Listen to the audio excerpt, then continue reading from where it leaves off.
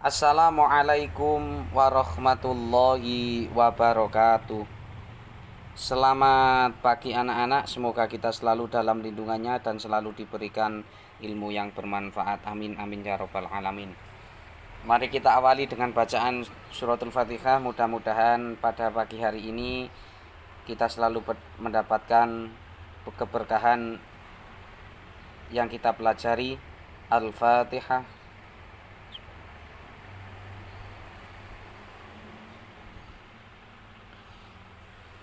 Nah, kali ini kita akan belajar tentang dedasar jenising tembung basa Jawa. Nang kene kang dibedakake ana 10. Dibedakake ana 10 kaping 1 yaiku tembung ancer-ancer. Apa sih ancer-ancer? Ancer-ancer itu yang kita kenal adalah biasanya dipergunakan untuk mengingat-ingat suatu tempat. Tembung ancer-ancer utawa kata depan preposisi yaiku tembung kang gunane kanggo ngancer-ngancer tembung aran. Tembung ancer-ancer iki tansah mapan ana ing ngarep tembung kang ana ing ngarep tembung aran utawa tembung asipat. Tembung ancer-ancer iku gunane mung winates kayata ing kanggo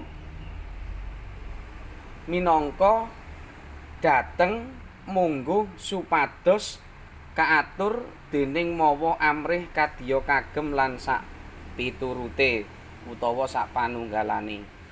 Ning kene kang wis ana tuladha kaping 1 Jaka iku asli saka Solo dudu saka Yogyakarta. Dijelaskan di situ bahwa Joko berasal dari Solo bukan dari Yogyakarta. Tembung ancere termasuk saka. Yang kedua, Pak Salim mlakune kaya Gatotkaca ilang gapite. Pak Salim mlakune kaya Gatotkaca ilang gapite. Ancer-ancering berarti tembung ancer-ancer ya iku kaya.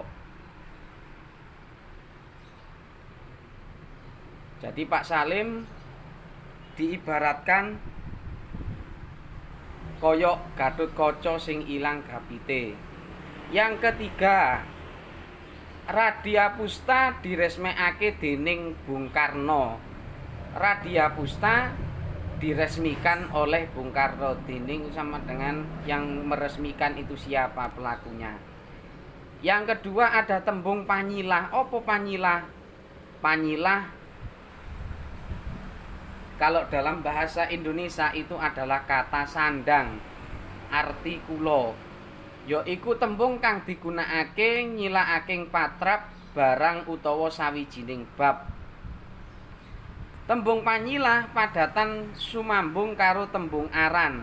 Tembung panyilah tansah dumung ing sisih kiwaning tembung kang disilaki lan tembung iki gunggunge mung winates kang klebu tembung panyilah yaiku si, sang, sri, ingkang, kang lan para.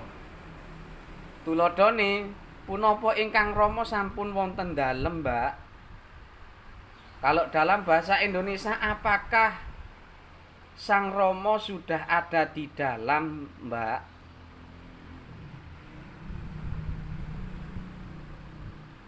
Yang kedua contohnya para tamu kula aturi jumeneng sawetawis.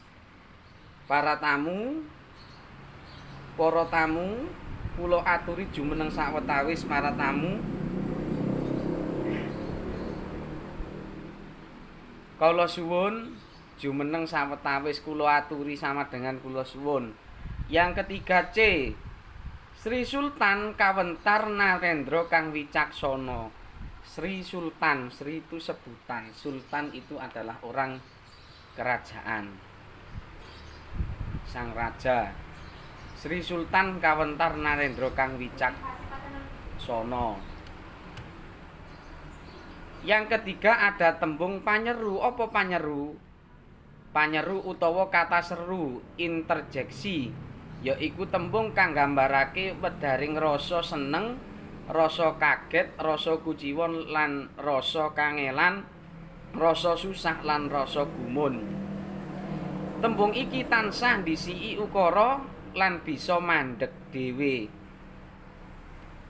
Jadi tembung ini selalu mendahului kalimat dan bisa berhenti sendiri. Yang termasuk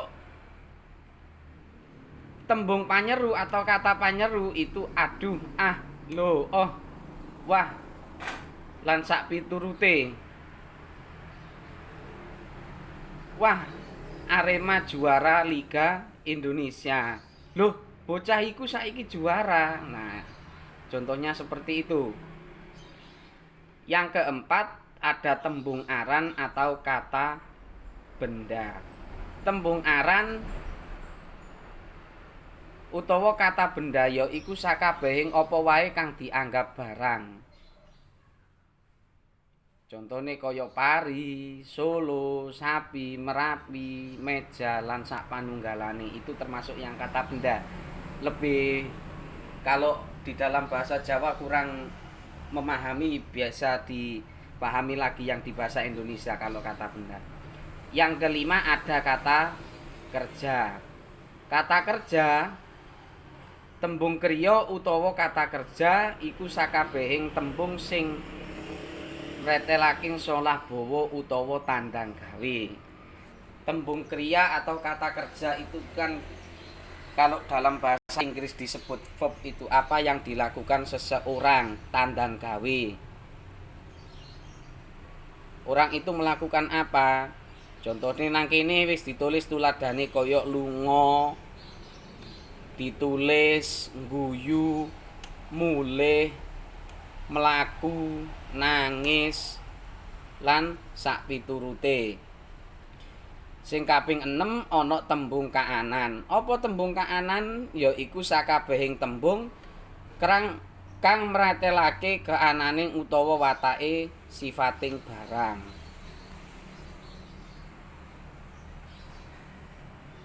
Jadi tembung kaanan itu ya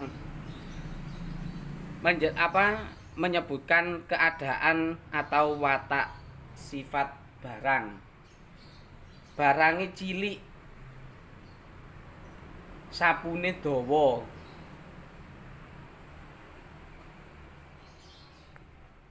Nalpote sik panas.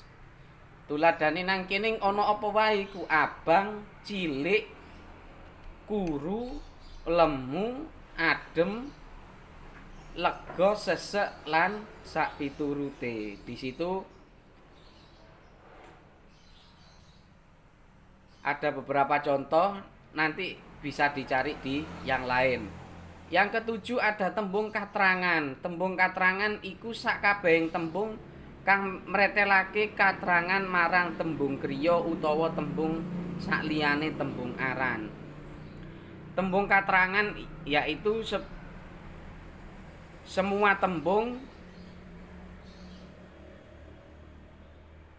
yang menjelaskan keterangan terhadap tembung kriya atau kata kerja atau tembung selain tembung aran.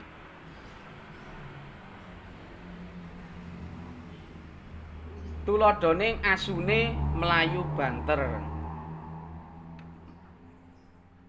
Mangane alon-alon. Jadi ya ini yang menjelaskan atau njlentrehno tembung kriya. Njlentrehno ukara kriya, ukarane tembung kriya. Asune mlayu banter. Di situ ada kata kriyanya termasuk tembung kriyane yaiku melayu. Mangane alon-alon, yang kata kerjanya atau kata kriya termasuk mangane. Tembung katrangan liyane mau ingkang yaiku mau ingkang ana mengko tau mesti lan sak piturute. Yang kedelapan atau kaping 8 ana tembung sesulih. Apa sesulih?